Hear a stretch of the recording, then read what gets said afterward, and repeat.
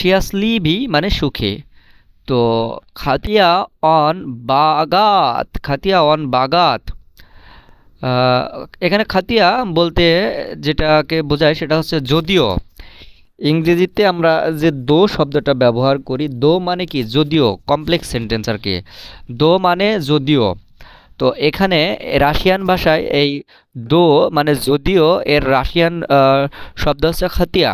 খাতিয়া অন বাগ, খাতিয়া অন বাগাত, যদিও সে ধনী। বাগাত মানে কি ধনী।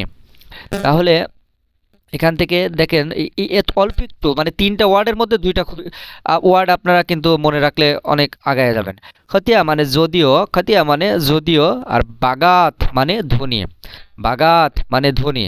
তাহলে যদিও সে ধনী, অননি শিয়াস লিভ, অননি সে না, শিয়াস লিভ সুখী না, সে সুখী না। যদিও সে ধনী সে সুখী না। এটাকে আপনি যদি একটু ভালোভাবে বলেন, ধনী হলেও সে সুখী নয়, ধনী হলেও সে সুখী নয়।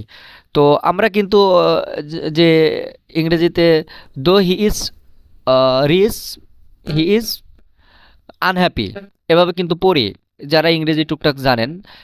ঠিক ওইটাই আর কি রাশিয়ান ভাষায় এই সেন্টেন্সটা তৈরি করে আপনাদেরকে দেখালাম, যে খাতিয়া আন বাগাত, যদিও সে ধনী, আননি শিয়াসলিয়েভ সে সুখী নয়।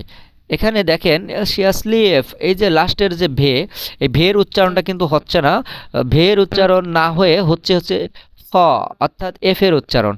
তো এই তারপরে শিয়াস, এখানে তে, টের উচ্চারণটা হচ্ছে না। উচ্চারণটা কেন হচ্ছে না তার কারণ আছে। তো এই টোটাল সব কিছু কিন্তু আমার রাশিয়ান ভাষা শিক্ষার বইতে দেওয়া আছে।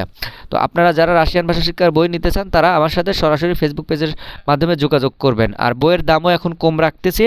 তো যারা নেবেন ঝটপট আমাকে ফেসবুক পেজের মাধ্যমে নক দিবেন। তো শিয়াসলিভ, শিয়াসলিভি এডি দিয়ে আরও একটি